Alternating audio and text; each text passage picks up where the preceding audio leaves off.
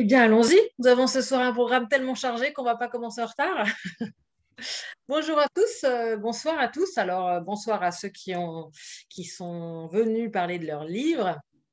Et bonsoir à tous ceux qui sont venus partager ce moment avec nous autour de 3 livres ce soir. On a un programme bien chargé, donc on va essayer de laisser du temps de parole à un peu tout le monde, parce que là, c'est des livres qui sont en plus très différents, donc c'est vraiment intéressant de prendre quand même quelques minutes pour parler de chacun d'entre eux. Alors, on va faire juste les présentations rapidement, un petit tour des auteurs.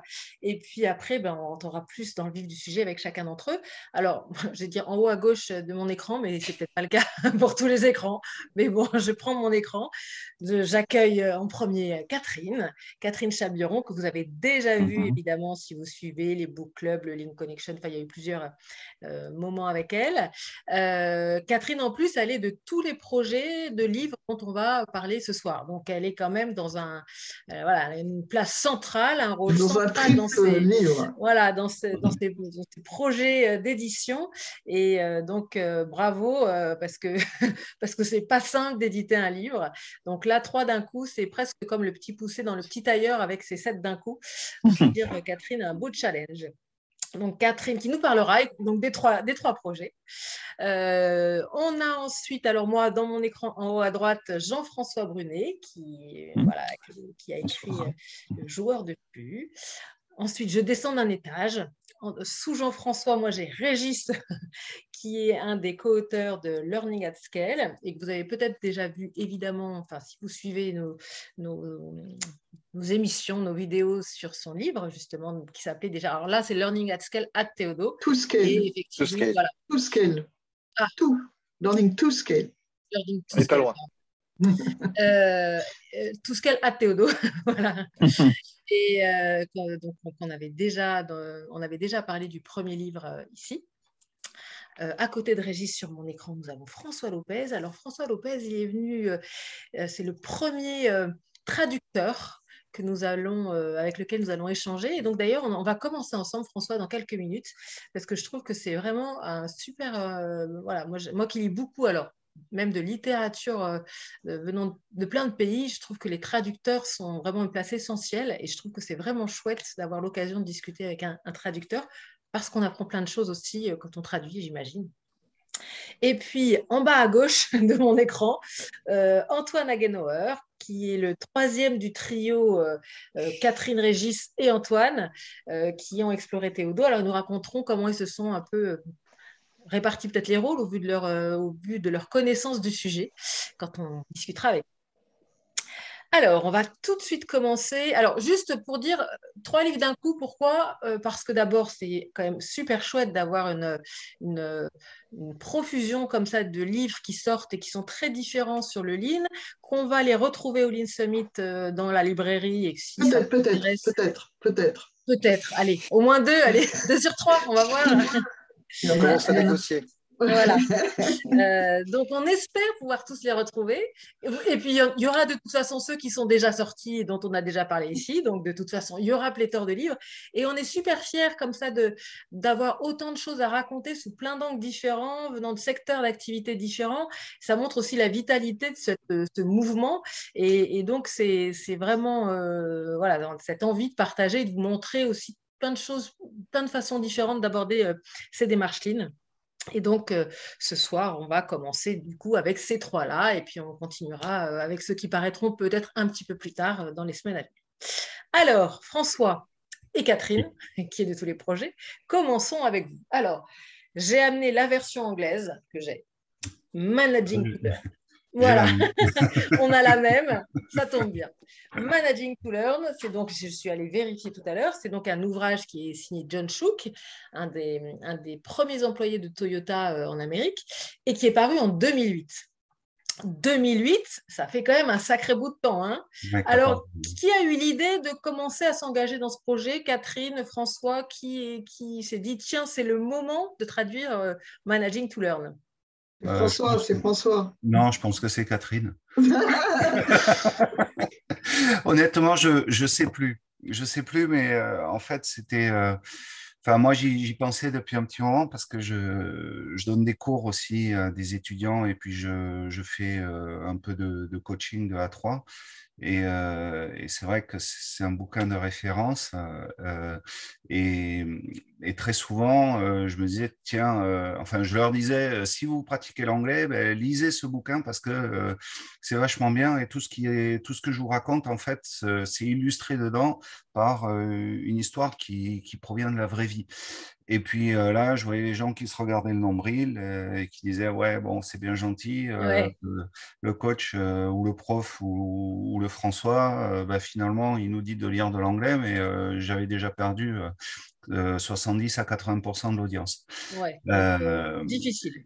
Ouais, et puis finalement, bah, naturellement, je me suis dit, bah, pourquoi ne pas le traduire? Donc, on a commencé à en parler, c'était en septembre, octobre, là, à l'automne, avec Catherine. Et puis, il y a eu, j'ai eu un petit souci, j'ai eu un souci de santé j'ai été arrêté pendant 3 mois.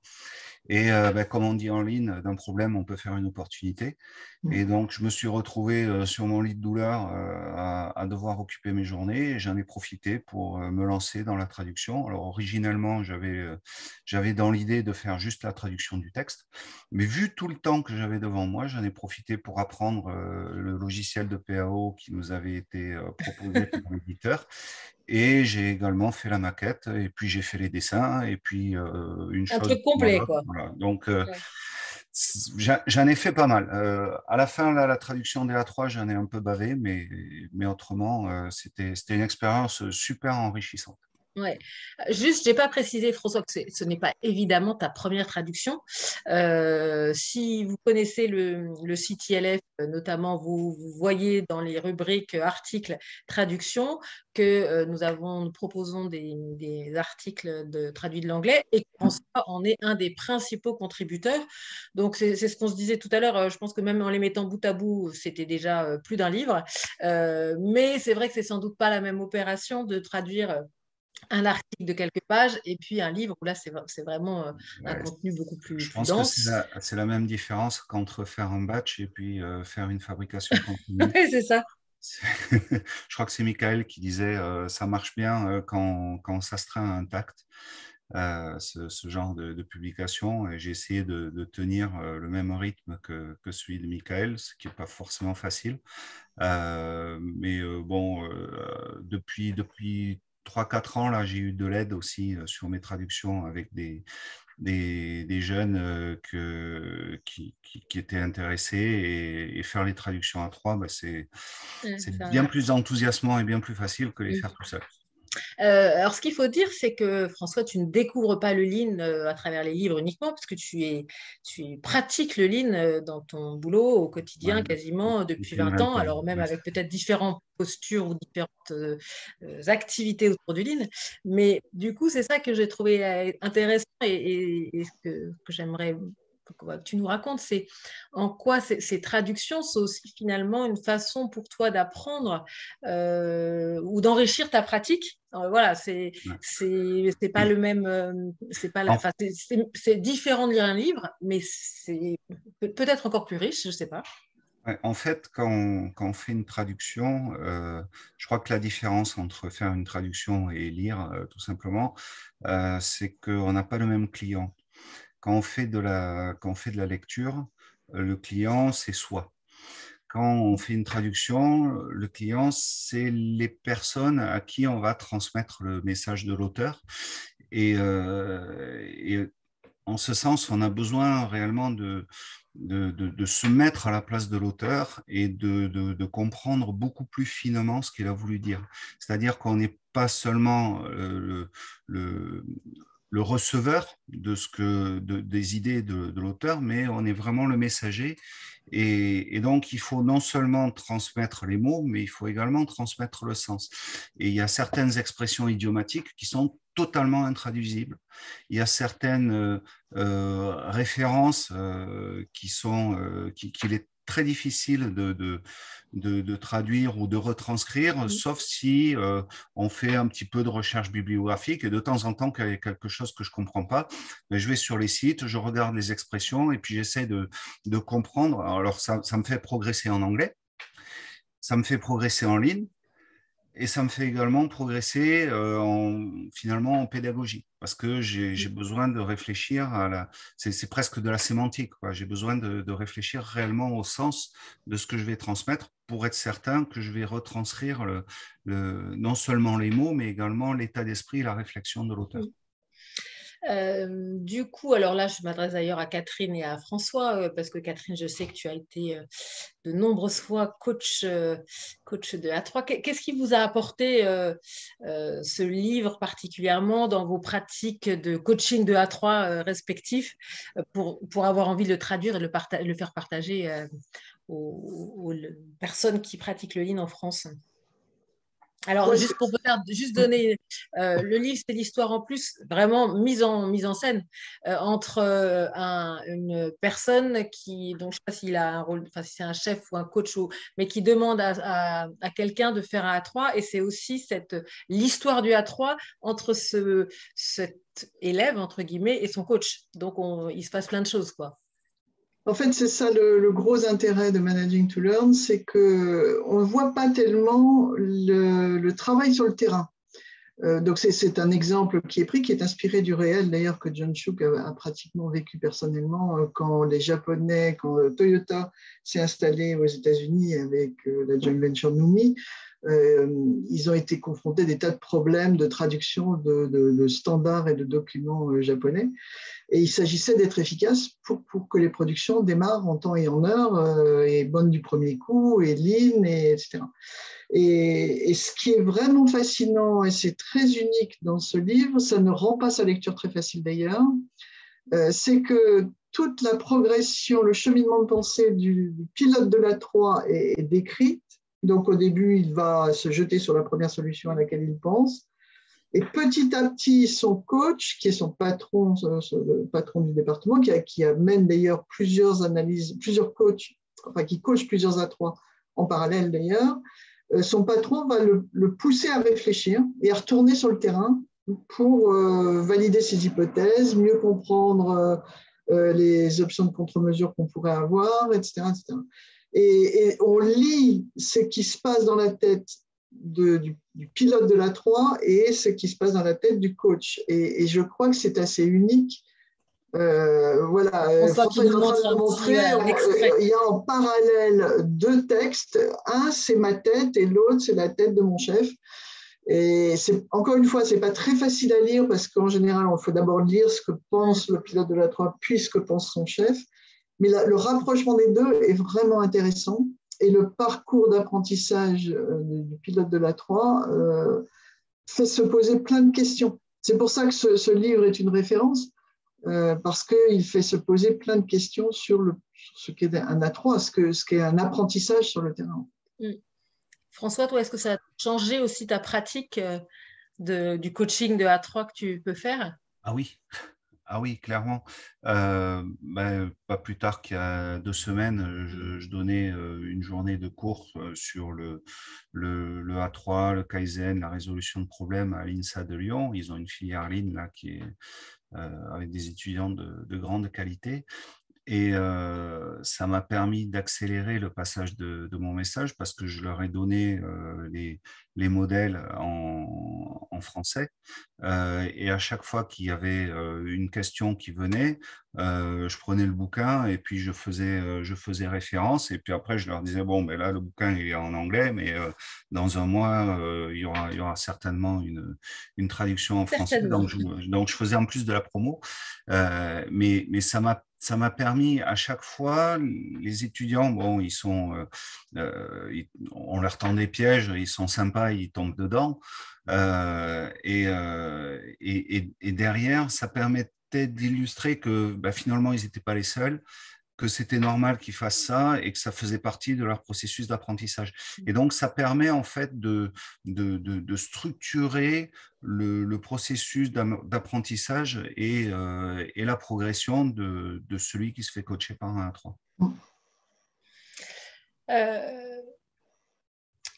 Enfin, on sait que le A3, c'est un outil qui est au cœur de la démarche d'apprentissage de Toyota, mais ça reste un outil. Enfin, ça reste un outil. Mais ce que j'ai trouvé intéressant, et j'imagine que c'est peut-être ça qui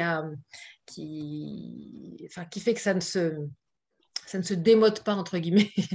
C'est ce que dit Michael pour le coup dans la préface française, qui n'existait pas dans la préface initiale, et pour cause, mais il montre toute la puissance de ce qu'il appelle les protocoles relationnels, que c'est vraiment une façon d'entrer en contact et de développer l'apprentissage qui est vraiment, qu'on va retrouver au cœur de cet A3, de bien comprendre les mécanismes sous-jacents à chaque fois dans les différentes étapes de la conduite de l'A3.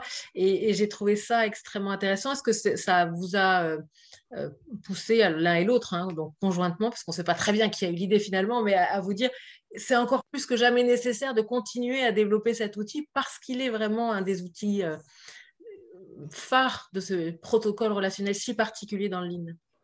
Oui, pour moi, c'est bien que ce soit un outil, effectivement, il fait partie du cœur du system thinking, hein, c'est-à-dire que pratiquement tout l'apprentissage qu'on fait est généré par des problèmes qu'on rencontre.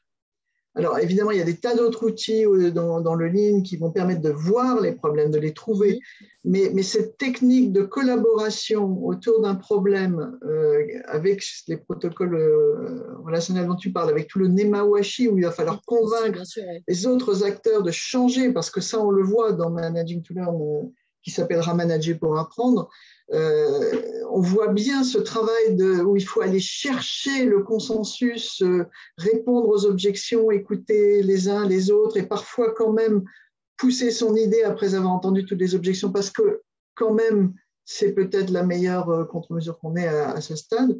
C'est vraiment fascinant de voir, c'est un outil, mais c'est du cœur d'apprentissage là qu'on parle. C'est vraiment le good product, good thinking hein, qui est là. Ouais, moi, ce que je voudrais rajouter par rapport à ça, c'est que dans la pensée traditionnelle, en fait, on a un problème, on cherche une solution.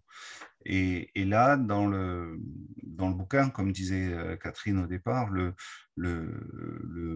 l'élève, le disciple d'Isaiah Porter, là, il pense que c'est ça qu'on attend de lui, donc il va sur le terrain et il revient comme un chien rapporte son bâton en disant ah, chef, j'ai trouvé une solution. Ouais, et ben, le chef, il prend le bâton, il le relance, il dit retourne le chercher, parce que en fait, t'as pas cherché assez fort, t'as pas cherché assez loin, et en fait, ce qui cherche à illustrer, je trouve que le livre l'illustre bien, c'est que la solution ou la recherche de solution est vecteur d'apprentissage, et le fait de trouver la solution, en fait, c'est juste une conséquence du bon apprentissage. C'est-à-dire qu'il n'y a pas de magie, c'est on va sur le terrain, on cherche, on se trompe, on cherche ailleurs, on se trompe encore, et à chaque fois qu'on se trompe, on revoit son jeu d'hypothèses et on progresse comme ça et on approfondit sa compréhension du phénomène qu'on est en train d'essayer de comprendre et du problème qu'on est en train d'essayer de résoudre. Et in fine, ben, plus l'apprentissage sera profond, plus il sera de qualité, meilleure sera la solution. Mais la solution n'est pas le but primaire. Le but primaire, c'est vraiment l'apprentissage et la solution est vraiment une conséquence. Qu'est-ce que vous pensez du titre Manager pour apprendre? De qui on parle dans ce titre? On a beaucoup galéré sur le titre. Ah, chier, ouais. Je ne savais pas. Question piège.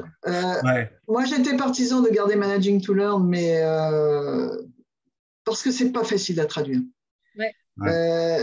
Managing to Learn, c'est manager pour pousser à l'apprentissage, hein, en quelque sorte. Donc, manager pour apprendre, c'est comment j'accompagne des gens pour les faire apprendre. C'est ça qu'on a essayé de dire dans ce… Heureusement, il y a un sous-titre qui est beaucoup plus explicite. Ouais. Et en anglais, c'est un double sens, managing to learn.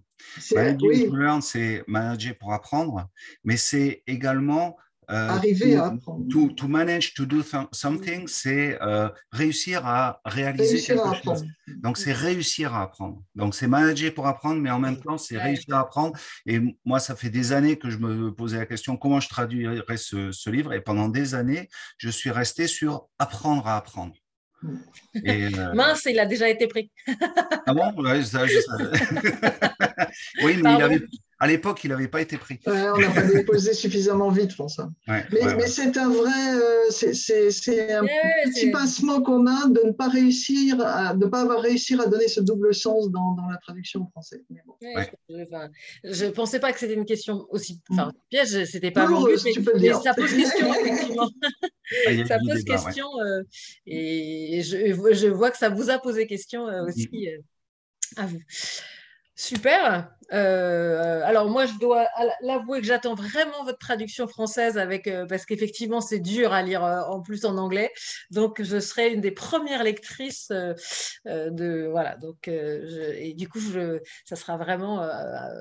J'ai hâte de pouvoir le lire dans sa version française pour justement bien comprendre toutes les subtilités qui sont parfois un peu complexes. Il est presque prêt. Il y a deux, trois modifs à faire.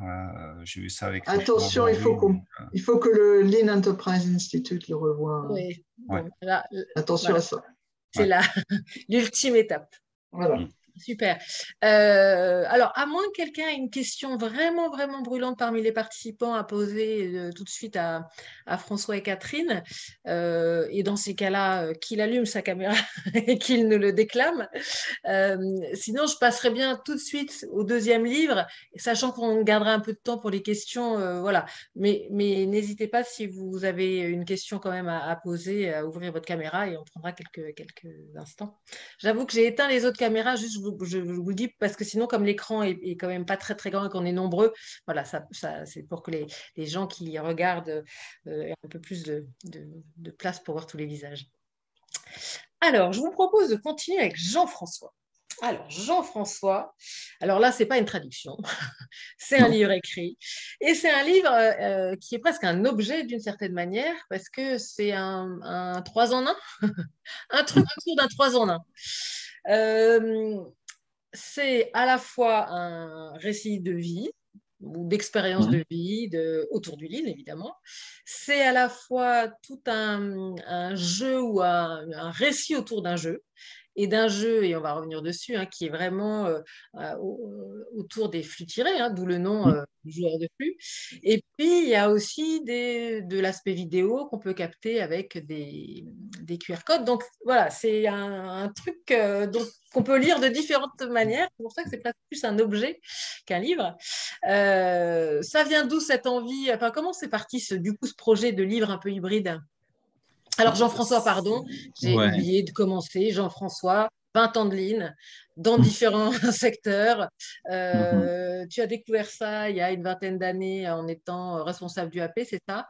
Et puis, depuis, tu en as fait sous des formes différentes, plutôt dans le secteur industriel quand même, il me semble. Oui, complètement, oui, c'est l'industrie.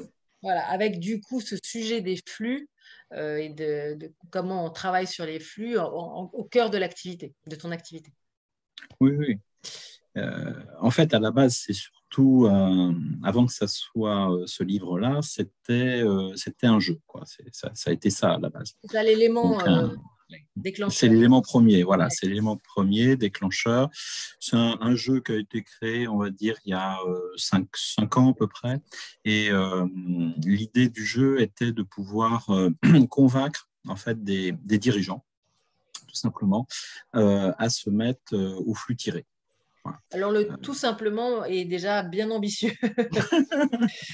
Et donc, comment convaincre effectivement des dirigeants à se lancer dans l'aventure? Il faut leur montrer des choses qui les intéressent, c'est-à-dire des aspects financiers, quoi. En fait, ils se fichent absolument de savoir si on va faire des Kanban, des Conwip, des boîtes Njunga ou tout ça. C'est pas ça le sujet.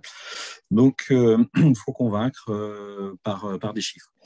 Et effectivement, c'était avec un collègue qui m'avait soumis un peu le projet. Donc, j'ai réussi à faire ça. Ça ça m'a pris au moins 6 mois. Hein, voilà. Et puis, après que le jeu fonctionnait, bah, je l'ai testé effectivement pendant des séances complètes. C'est-à-dire le jeu dure une journée Ça, c'est complète. vraiment Hein, il faut une journée une de mise jeu. en situation qui permet d'accompagner sur une journée des Une journée de participants, formation. voilà, la vie d'une entreprise. Voilà, parce qu'en fait, on aura cinq phases particulières, et donc une phase en flux poussé, une phase avec des Kanban, une phase avec des Conweep, des Kanban Conweep, et puis des boîtes de lissage. Et donc, à chaque fois, bah, il faut au moins jouer pendant une demi-heure, 45 minutes, quoi. Et puis après, on débrief, on essaye de comprendre ce qui s'est passé, et on va surtout voir à la fin de chacune de ces parties bah, le résultat sur les encours, sur le BFR, le free cash, le ROCE, et puis l'IBIT, hein, puisque voilà, soit on a vendu, soit on n'a pas vendu, et puis voilà.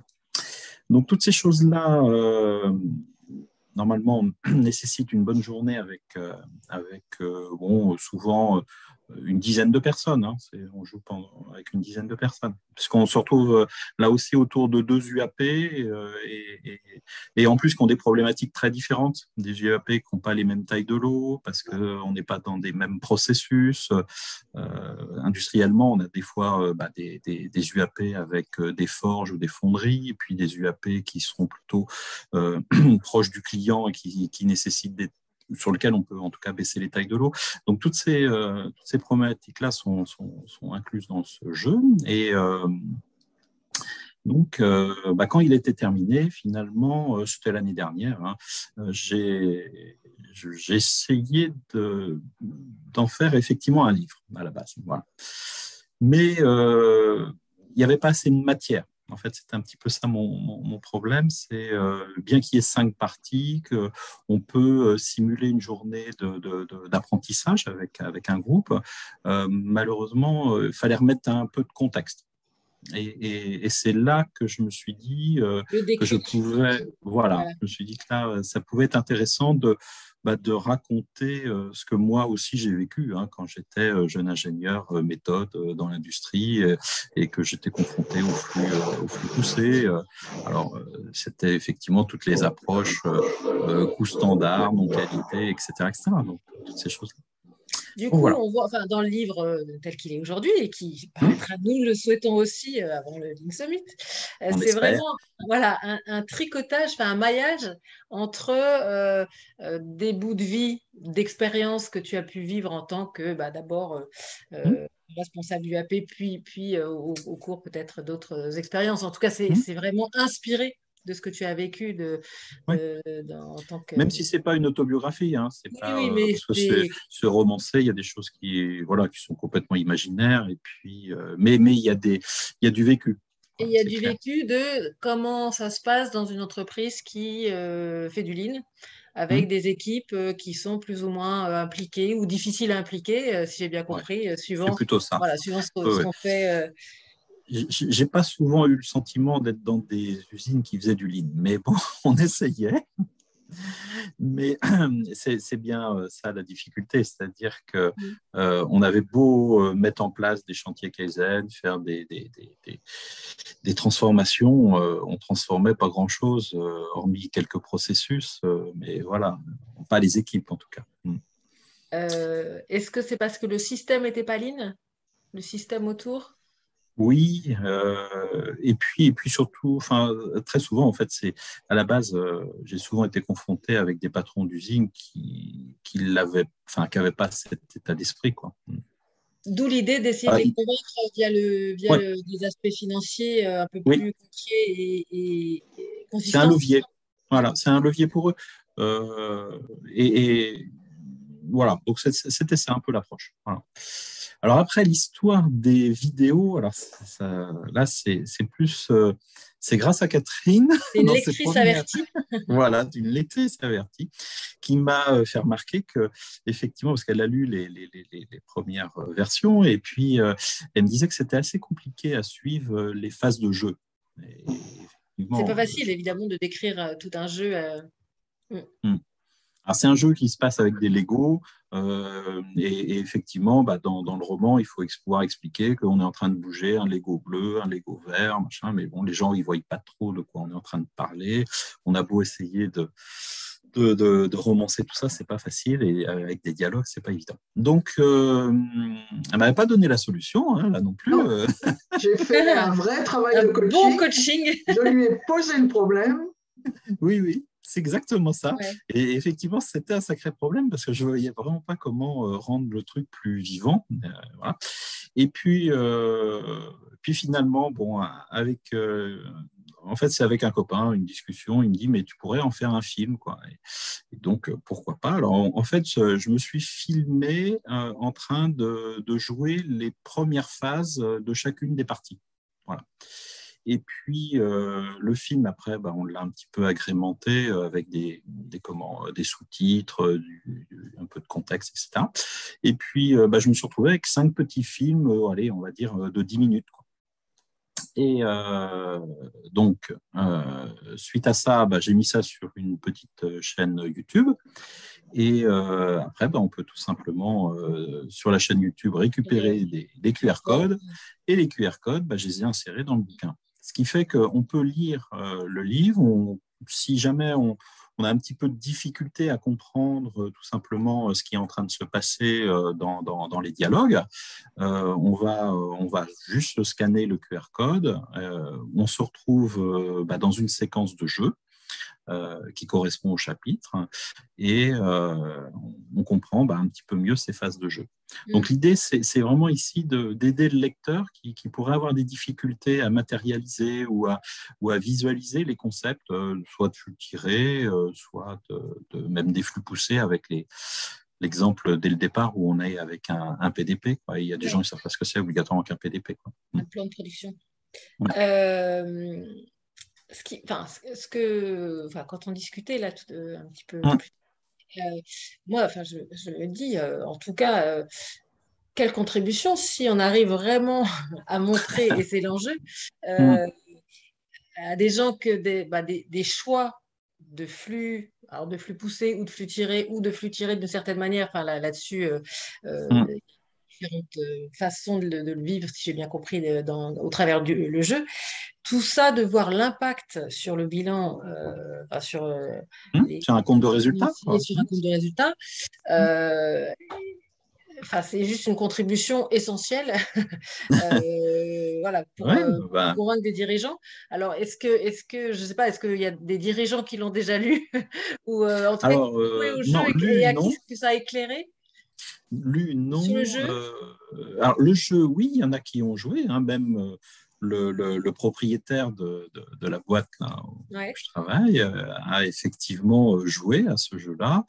En fait, et c'était ça un peu l'idée, c'était qu'après, on ne lui demandait pas d'adhérer complètement à tous les outils qu'on voulait faire. Ce qu'on cherchait, c'était tout simplement qu'il devienne un sponsor, quoi, qu'il nous dise, voilà, en dessous, il a dit d'ailleurs effectivement à ses directeurs de business group ou à ses directeurs d'usine, voilà, maintenant, regardez comment mettre en œuvre ce principe. Quoi. Voilà, parce qu'effectivement, je ne cherche pas à les convaincre de faire du lean parce que c'est trop compliqué, mais voilà, au moins mettre en œuvre certains outils qui apportent. Alors, après, le vrai souci de tout ça, parce que, effectivement, même si on fait du Kanban, on le sait bien, ça va révéler des problèmes, mais le sujet, c'est de les traiter. Et c'est là la difficulté. Ces dernières années, là, j'étais dans l'automobile, et effectivement, l'automobile, en ce moment, est un petit peu sinistrée.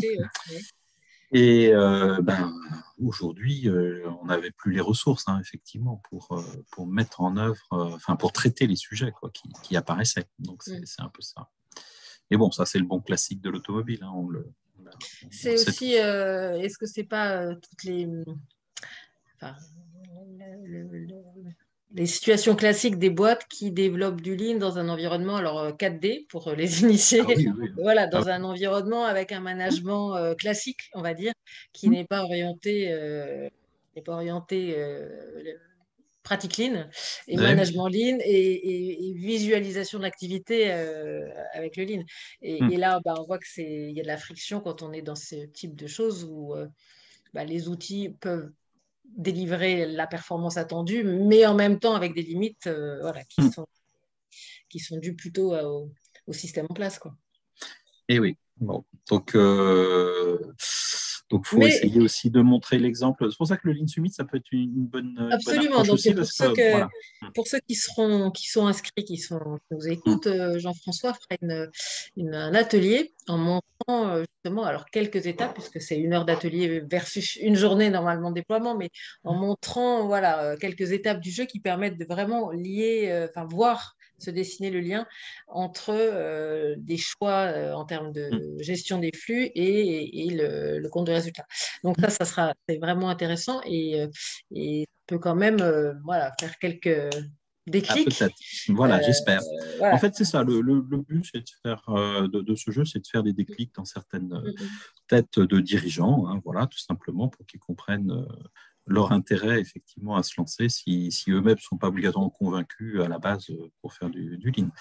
Voilà. Et donc le livre, lui, c'était un petit peu, c'était annexe, hein, mais tout ça m'a pris beaucoup de temps. Ça m'a pris beaucoup plus de temps pour faire le livre que de faire le jeu. Mais bon. Et tous ceux qui sont là savent comme c'est voilà. Ça prend ce n'est pas rien de faire un livre, en tout cas. Il m'a fallu une année, hein, plus d'un an, parce qu'un an pour arriver à quelque chose qui finalement, il a fallu encore 4 mois de plus avec Catherine, les échanges que j'ai pu avoir après pour effectivement retransformer encore. Donc, alors que le jeu, en 6 mois, il était créé, quoi. Mais du coup, c'est une autre façon de le faire vivre et c'est une très belle idée. Donc, c'était vraiment chouette de pouvoir en parler ensemble et de montrer qu'on peut encore une fois écrire des livres à partir d'expériences et qui sont un peu différents. Enfin, voilà, je ne crois pas qu'on ait encore un livre dans la collection des livres lignes qui soit de cette nature-là. Non, c'est particulier. Super. Mais bon, voilà. Merci en tout cas. On croise les doigts aussi pour qu'il soit édité le jour du Summit. Là, les éditeurs, en plus, qui n'ont peut-être plus beaucoup de papier, je ne sais pas comment ils s'en sortent, ça va être un peu compliqué. Alors, on va passer au 3e livre de notre soirée. Catherine, évidemment, encore une fois impliquée dans ce projet. Et puis, alors, on reviendra sur sa jeunesse parce que c'est peut-être, c'est parti aussi d'un travail que tu avais fait sur Planète Lean. Et puis, donc, Régis et Antoine. Régis, j'en ai parlé. Antoine, peut-être, on se connaît moins. Peut-être que tu peux nous dire quelques mots. Si j'ai bien tout compris, toi, tu as travaillé avec Théodo ou chez Théodo. Et donc, c'est avec cette vision-là que tu es venu agrandir les deux déjà, le petit groupe. Alors, je ne sais pas à quel moment qui est allé chercher qui. Hein, je n'ai aucune idée de comment ça s'est monté, mais c'était avec cette vision-là que tu as en tout cas été une 3e façon de regarder les choses. Oui, absolument. Bon, merci beaucoup de me donner la parole. J'ai travaillé chez Théodo de 2013 à 2016. J'en suis parti en 2016 pour pratiquer en freelance et maintenant je travaille dans une autre société qui s'appelle Neoxia où je fais aussi du coaching, en particulier du coaching Lean. J'essaie de les transformer pour qu'ils adoptent ces pratiques-là. Et donc je lead par l'exemple. J'ai travaillé donc pendant 3 ans chez Théodo et Régis a été pendant 1 an mon sensei du Lean. Nous avons gardé contact et mon point de vue sur l'histoire, sur la genèse de ce projet, c'est que au début de cette année, Catherine et Régis m'ont sollicité, sachant que j'aimais bien en plus écrire, pour les aider à faire aboutir ce projet de livre. Et donc nous voilà. Alors, du coup, ce projet, qui est aussi encore un livre qui mixe plusieurs regards et plusieurs façons d'avancer. J'ai écrit tout à l'heure, je crois sur LinkedIn, que c'était un spin-off du premier livre. Je ne sais pas si c'est une bonne façon de le qualifier. Régis, qu'en penses-tu? Est-ce que c'est un spin-off? Alors, moi, je voudrais quand même préciser que tout c'est de la faute de Catherine, pour qu'il n'y ait pas d'ambiguïté dans nos échanges. Les pauvres, ils souffrent depuis 6 mois à cause de C'est moi. ça, Ouais, et c'est vrai. tu les... Ouais. Non, en fait, ouais, l'histoire, c'était quand, Catherine? C'était Ben, peut-être l'an août, dernier, je pense, j'ai dû t'en ouais, parler c'est ça, ouais. mi-année l'an dernier. Oui. Ouais, et tu me dis, tiens, en fait, j'ai fait, enfin, j'avais bien sûr suivi des articles que Catherine avait publiés sur Planet Lean, Ouais, où Catherine donc, était on allée reviendra dessus, ouais, bien sûr. faire des gambas, et en fait, du coup, Catherine m'a dit, tiens, on est en train de réfléchir à peut-être en faire un livre, qu'est-ce que tu en penses? Parce qu'effectivement, je connais bien les gens de Théodo, et moi, comme d'habitude, je dis, ah bah oui, bien sûr, Maintenant, on a chacun nos pathologies. Et du coup, oui, mais super, c'est excitant, à fond, allons-y. Et voilà, en fait, l'histoire a commencé comme ça. Et donc, elle est partie déjà de tout ce que Catherine avait fait en article sur Planet Lean, hein, c'est ça, d'une espèce de Gemba dans toutes ou plusieurs entités de Théodo pour essayer de comprendre comment des startups de la tech intégraient le Lean, avancer. C'était quoi ton et objectif? surtout, Oui. comment le lean servait le business. C'était ça que je cherchais à regarder, quoi. Et Comment donc, le lean résolvait des problèmes business des startups et des scale-up. Et donc là, tu as pris ton bâton de Gemba et tu es allé les voir. Tu as discuté avec les différents acteurs, patrons, CEO, CTO, voilà, pour voir tout ça. Ça donnait une somme d'articles voilà, qui était intéressante. Et du coup, qu'est-ce que tu avais envie enfin, aller voir Régis et puis après Antoine, c'était dans l'idée de quoi? De remettre ça en perspective par rapport et de la théorie et du vécu. Enfin, c'était une...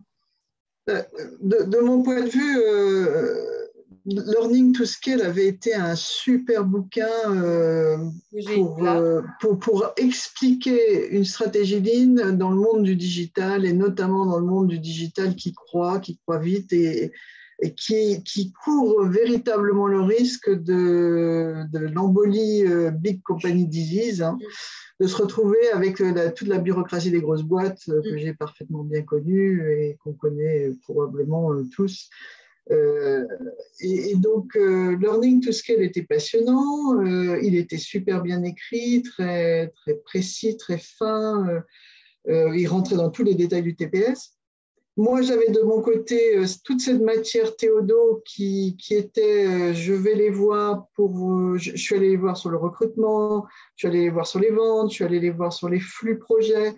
Et donc, je voyais bien comment ils se servaient du TPS pour Réfléchir à leur activité et avancer. Gérer leur business, en fait. Hein. Ouais. Et pour éviter de tomber dans le Big Company Disease. Et d'où ma proposition à Régis, qui était un truc un peu ambitieux, c'était de dire comment est-ce qu'on fait Learning to Scale chez Théodo. Comment est-ce qu'on reprend le même concept de Learning to Scale, mais on utilise la matière Théodo maintenant pour l'illustrer. C'était ça le point de départ. Et il y avait une sorte de fieldbook. Oui, c'était un fieldbook de Learning to Scale, c'était un peu ça l'idée. Et c'est intéressant les deux perspectives parce que alors, du coup, moi, je me racontais une autre histoire dans ma tête c'était en fait, moi, écoute pas Catherine, mais j'étais impressionné en fait par la précision en fait du regard. Et je me disais en fait qu'elle avait en fait à chaque fois dans ces boîtes-là, parce que moi j'évolue un peu dans ce monde-là, je le connais, mais ce que je trouvais intéressant, c'est dans ses discours, enfin dans ses écrits, c'est en fait elle vit en fait des situations, mais en fait elle a des sous-titres avec une précision, en fait une compréhension du Lean. Et je me disais en fait c'est dommage que quelque part les gens qui sont en train de découvrir Lean ne puissent pas en fait avoir vous savez, c'est comme je suis pas dans cette famille-là, mais ces gens qui savent apprécier les bons vins en fait. Vous voyez ou pas? Waouh, là il y a un travail qui est vraiment un travail d'orfèvre. Ouais. Et en fait, du coup, il y a un double travail quelque part aussi le rendre compréhensible pour que les gens comprennent en fait cette finesse de regard, parce que je trouve que c'est assez inspirant pour quelqu'un qui s'engage dans le chemin de vie, de se dire waouh, en se disant comme moi, en fait, un jour, quand je serai grand, j'aimerais bien être Catherine. Je suis pas sûr, mais bon. Ah oui, il y avait- mais Entendre des compliments. tu as raison de dire, c'est un point important du bouquin aussi, c'est une autre ambition du bouquin. Il y a effectivement mes commentaires, mais il faut savoir que chaque récit ou chaque visite, elle est faite avec un des leaders de Théodo, puisqu'ils ont un certain nombre de spin-offs, ils ont des patrons de ces spin-offs, et à chaque fois, il y a aussi la réflexion de ce patron. Les trucs où il se plante, les trucs où c'est pas facile, les trucs où il s'est amélioré. Donc, il y a toute la réflexion. On est aussi dans la tête des patrons. On est dans ma tête et dans la tête des patrons. C'est ça l'intérêt. Et couplé à la lecture du TPS que nous avait donné Learning to Scale. Bon, Catherine, il va falloir faire attention parce qu'il y a aussi Diane qui veut bien être comme Catherine quand elle sera grande. Donc, vous allez vous battre avec Régis. Si on contextualise un petit peu, parce que je ne sais pas si tout le monde connaît Théodo, Théodo, oui, c'est une bonne idée. Voilà, Merci. c'est une société de services numériques. Donc, leur métier, c'est de produire des applications, de concevoir et de produire des applications sur un marché qui, généralement, se contente d'exécuter. Leur succès assez considérable se traduit par la création d'un groupe. Moi, quand j'y suis arrivé en 2013, pardon, nous étions 20. Quand j'en suis parti en 2016, on était 100. Pour moi, c'était déjà une grosse boîte. Et il y avait des signes de Big Company Disease. Et aujourd'hui, si je ne me trompe pas, ils sont 450, ou pas loin. Tout 600. 600, d'accord. Dans le groupe. J'ai raté une marche. Mais je crois que Attends, ça vient de dernier, on Attends, parlait de bouge pas. Non, ils sont 450. 700. Hein. Ouais. Attends, non, ils sont 800. Mais voilà, répartis dans, je crois, 9 sociétés, dont je connais quasiment, enfin, tous les patrons, justement, avec une organisation de groupe où la notion de chaîne d'aide s'est matérialisée d'une façon qui était inenvisageable il y a encore 5 ou 6 ans. Et donc, les individus qui sont à la tête de ces spin-offs, de ces sociétés qui ont leur existence propre, mais qui font partie d'un ensemble, arrivent à collaborer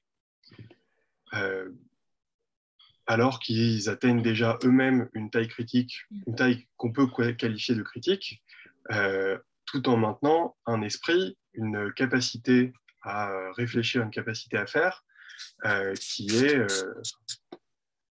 tient compte des individus, mais qui tient compte de la culture propre de chaque entreprise et de chaque binôme de dirigeants, mais s'inscrit dans une démarche beaucoup plus large d'apprentissage, d'aide et de volonté d'arriver à quelque chose d'excellent qu'on retrouve assez peu ailleurs. Et ça, c'est vraiment grâce aux lignes pour le coup. C'est vraiment... Moi, j'en suis assez persuadé. Ouais, c'est ce que... Je pense que c'est aussi dû à la qualité des individus au départ. Ils ont été... mais le Lean a vraiment été un déclencheur parce que moi, j'ai vécu dans une société où on était très tourné vers où c'était plutôt l'agilité, qui avait l'agilité et Scrum, qui avait était la démarche, qui était la démarche de base.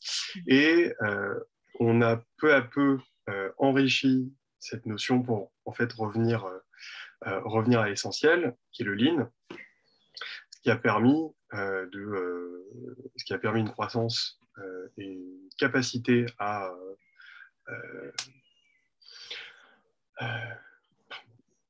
encore une fois croître, même si croître en taille, croître en chiffre d'affaires, croître aussi en qualité de la réflexion, qualité du service rendu au client, parce que le shift d'état d'esprit a été mis au bon endroit.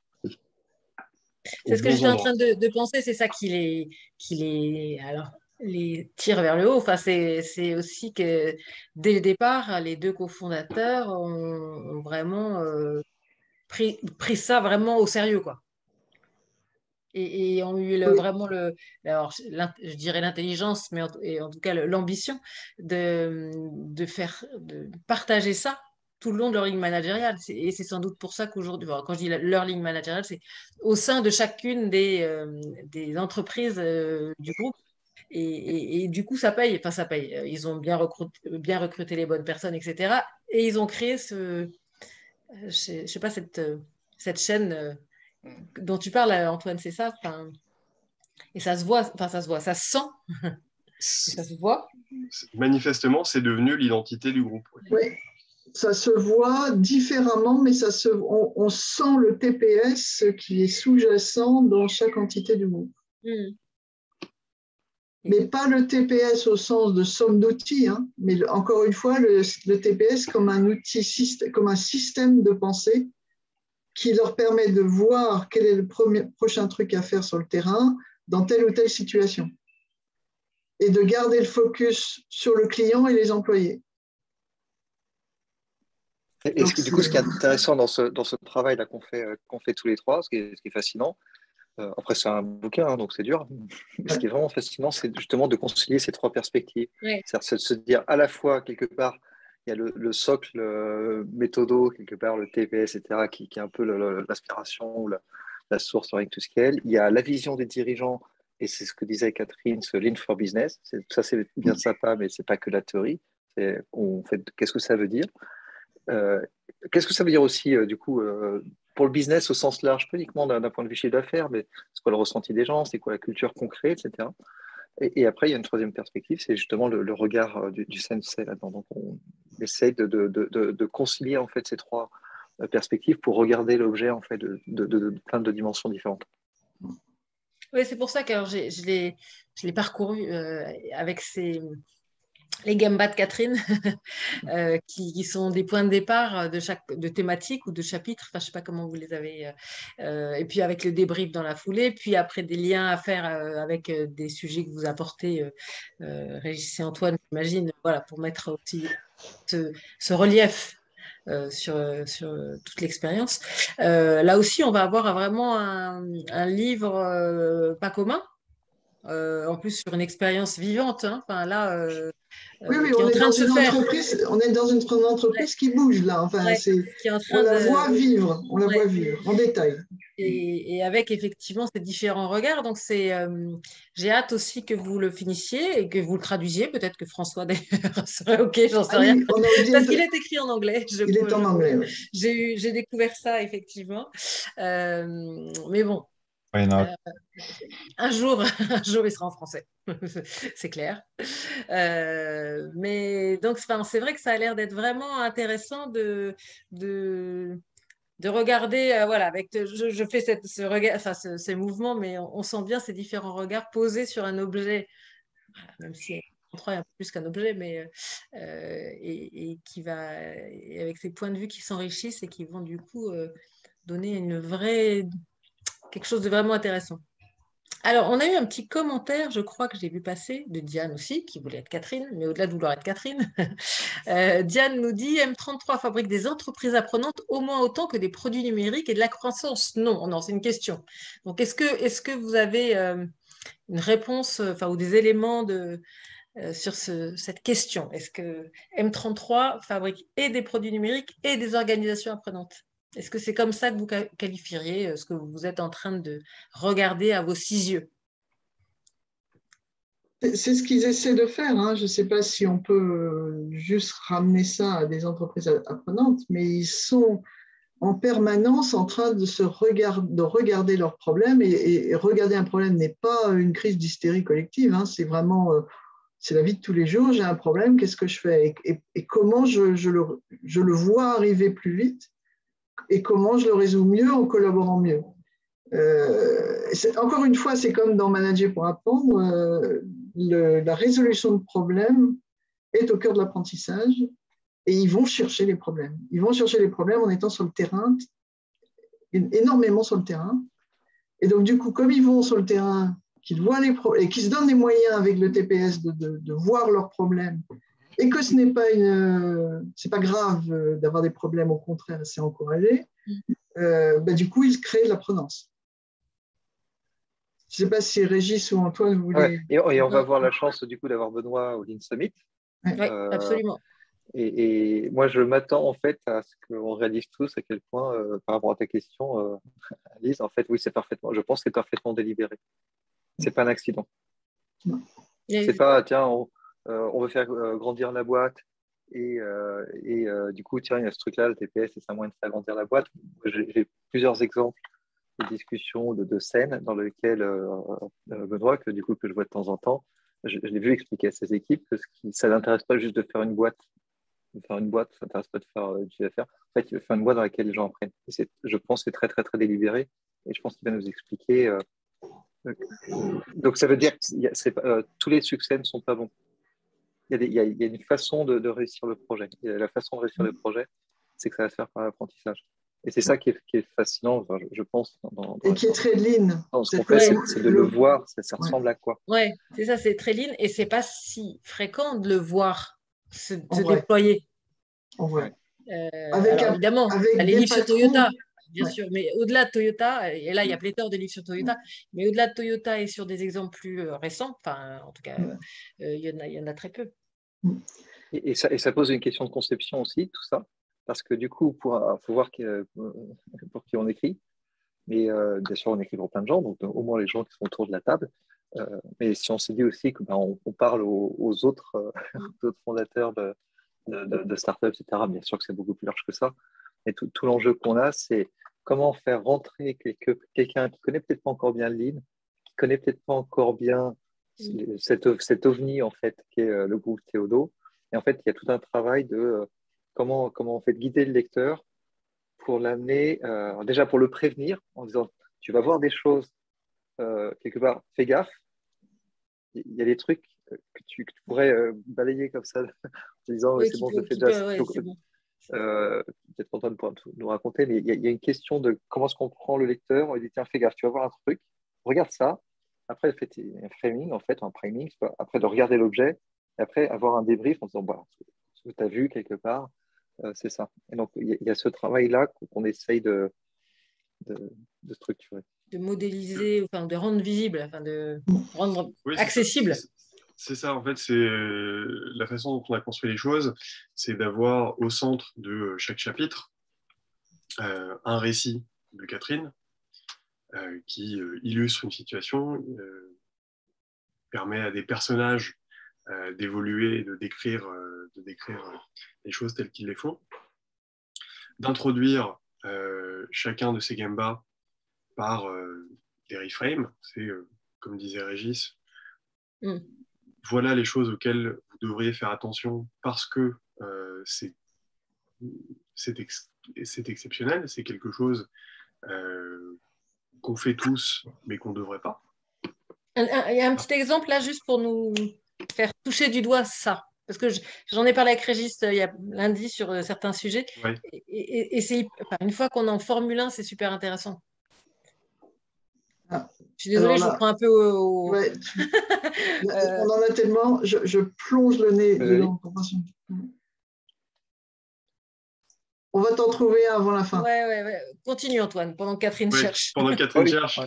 Et du coup, oui, effectivement, il y a un débrief après et on s'attarde un petit peu sur les outils théoriques contextualisés et comment est-ce que dans le récit,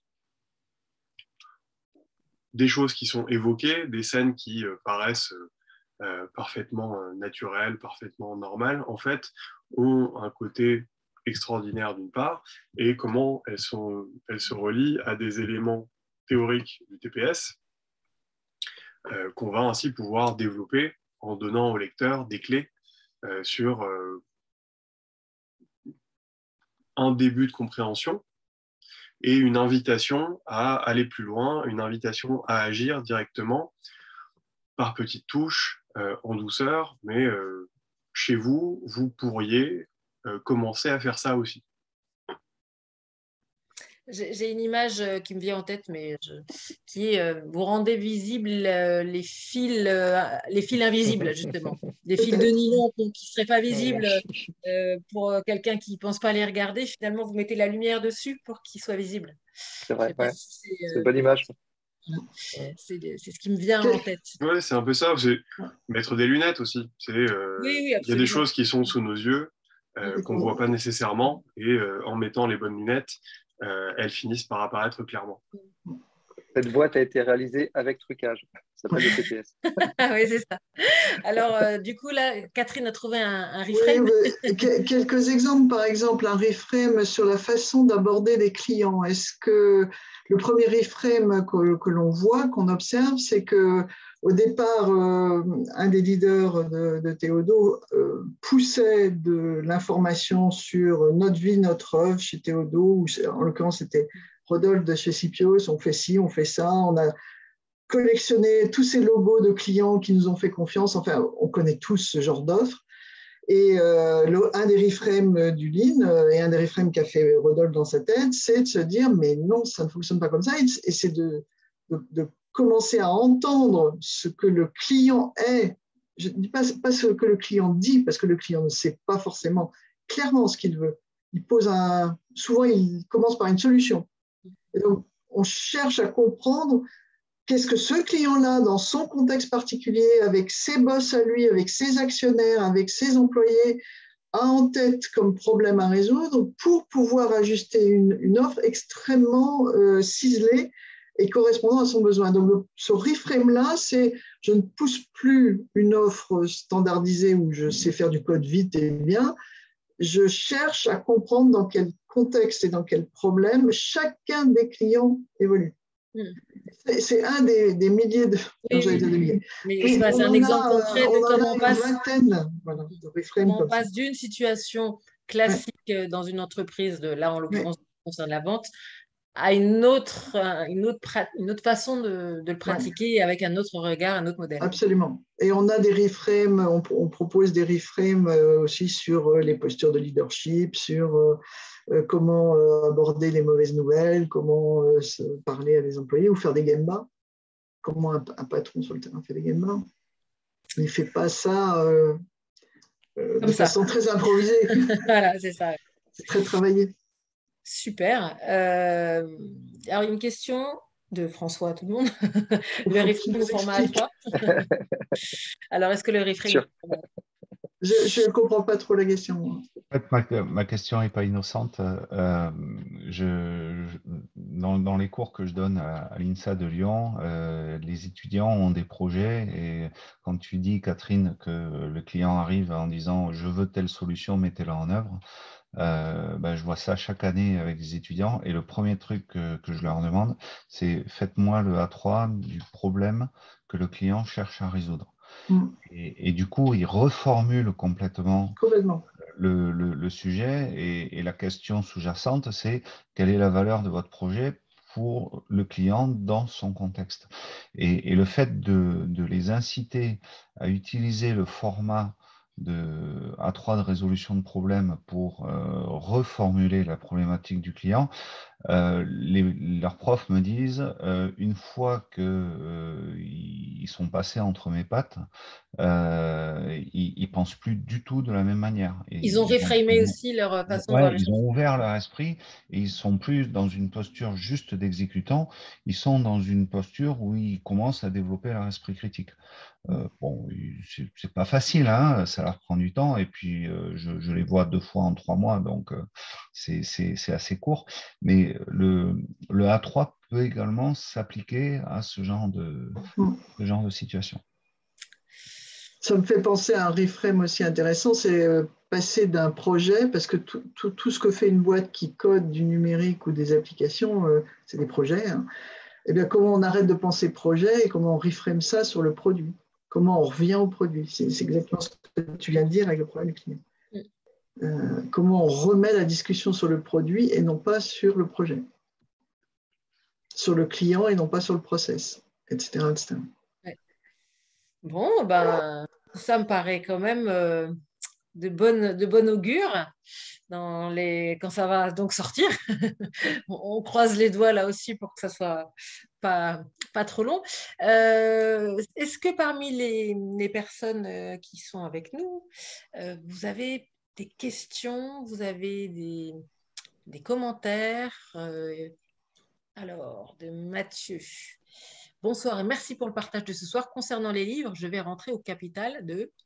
Voilà. Oh là. Déjà moi. Voilà. Au capital d'une entreprise de développement informatique en septembre, sans grosse connaissance en informatique, mais en étant un, hop, mince, j'arrive pas à bien mettre ça, mais en étant un praticien du Lean, je souhaiterais savoir si vous pensez que j'ai une chance de déployer la démarche Lean en m'appuyant sur les livres de l'ILF. Je serais honorée d'être coachée par les sensei que vous êtes. Alors, est-ce qu'on a une chance de déployer la démarche Lean en appuyant que sur les livres?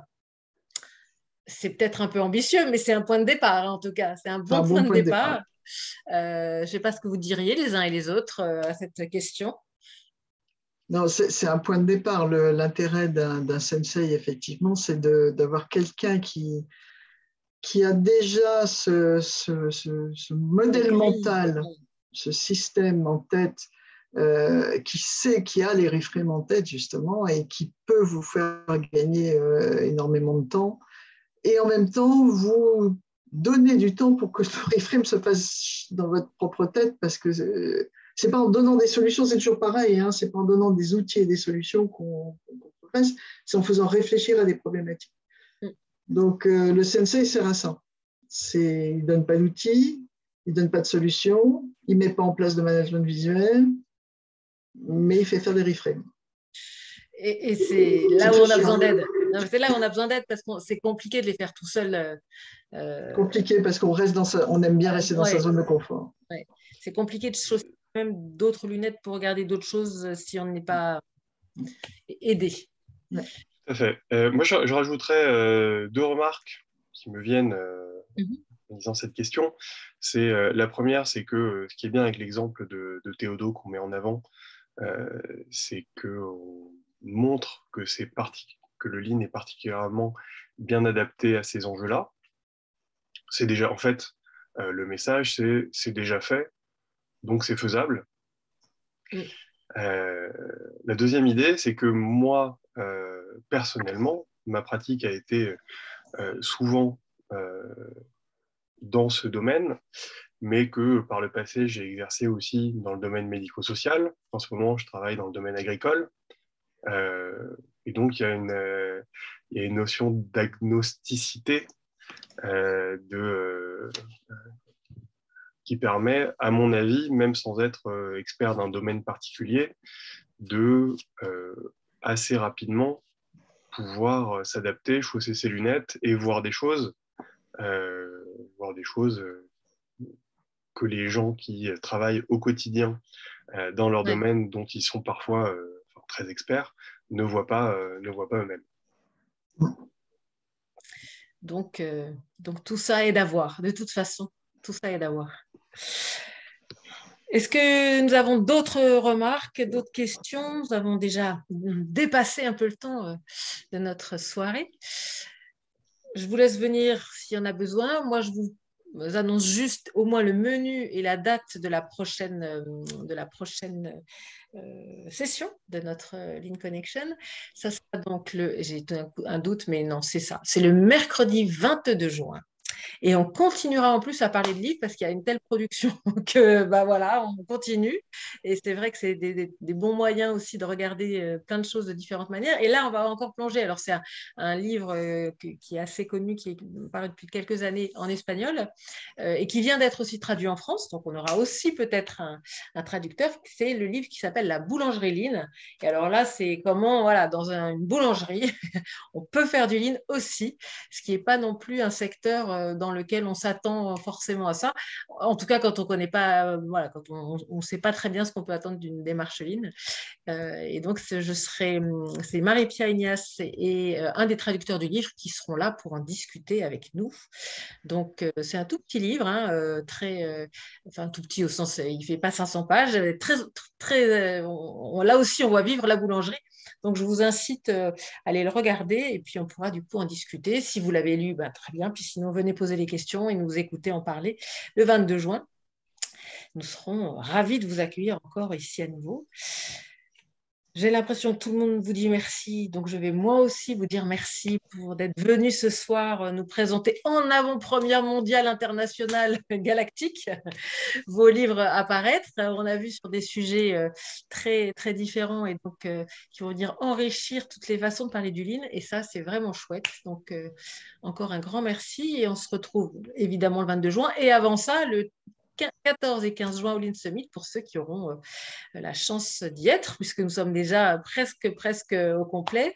Vous y retrouverez Jean-François, Catherine, Régis qui sera là aussi pas très loin, donc, et plein d'autres évidemment. Et Benoît Charles Lavozel. Et Benoît dont on a parlé, effectivement. Voilà, et plein de gens passionnants qui viendront aussi témoigner de leur parcours et expérience sur ce sujet. Donc, nous avons tous hâte d'y être et de pouvoir écouter tout ça.